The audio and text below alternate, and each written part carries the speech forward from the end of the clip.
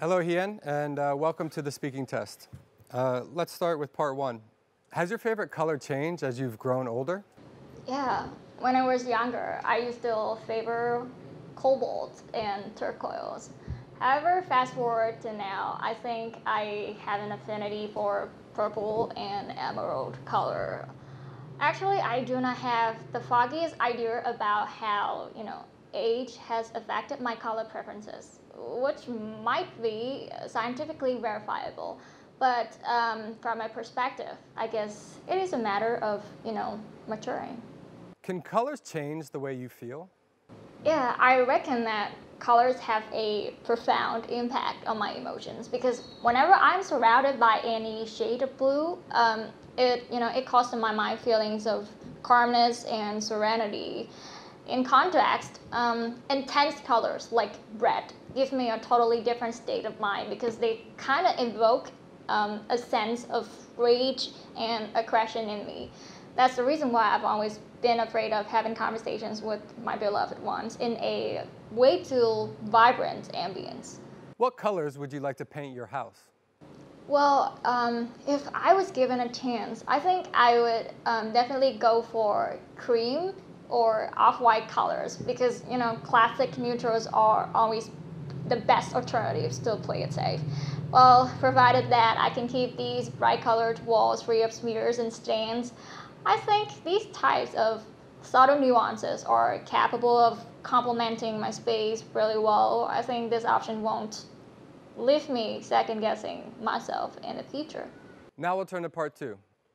You'll be given a topic and you have 1 minute to prepare. I'd like you to describe a long trip that you made.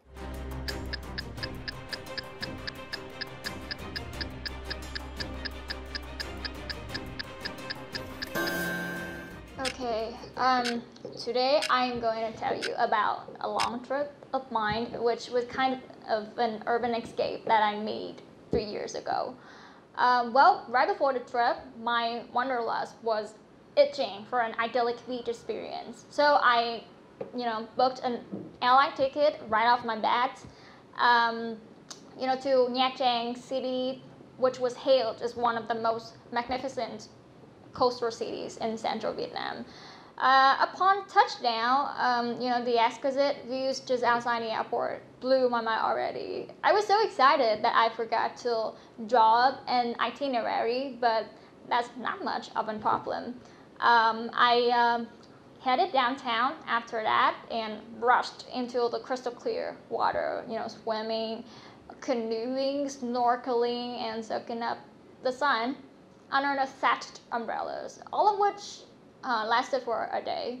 And the next 2 days, I rambled across the street markets, to pamper my inner foodie, while I was also in a constant search of an acclaimed restaurant that sold the best bún chả cá in town. Fried fish cake vermicelli soup, to be roughly translated. I literally went to every nook and cranny to look for the place. Hard work paid off. Eventually, I was able to reach the destination, and the dish was far beyond my expectations. And you know what? An absolute delight was an understatement for the dish. Finally, I think it wouldn't have been a long trip without my extended time in Vancouverland. It was a 5-star amusement park. Well, this extravaganza gave me some once-in-a-lifetime experiences, and all in all, I think the entire journey was very therapeutic to me and worth every penny and dime. Now in part three, let's talk about travel. Do people in your country travel more now than in the past? Well, I think it is a discernible phenomenon that Vietnamese tourism hits record highs these days.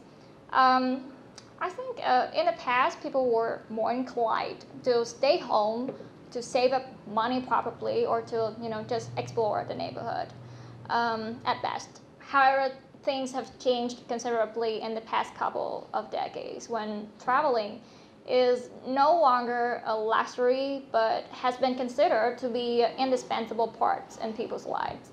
Well, I guess Vietnamese over-tourism in recent times can be partially explained by by the increasing access of to budget airlines and the improved incomes, would unequivocally finance more frequent trips. Which foreign country would most people in your country like to travel to if money wasn't a problem? Well, I think Maldives, Republic of Maldives, because Maldives picture perfect azure beaches, heaven on the bucket lists of a lot of Vietnamese people. However, the unrivaled luxury at that country, which is synonymous with exorbitant prices, has deterred a lot of Vietnamese people from affording a trip there. So if money was no object, I think the middle class Vietnamese and the underprivileged would unequivocally flock to this ultimate beach paradise. Are people traveling too much these days? Well, yeah, I think the obsession over traveling is real on some aspects. While there are some people who can really strike a balance between working and traveling, a seemingly large portion of the population just gets the travel bug and books the trips on a whim.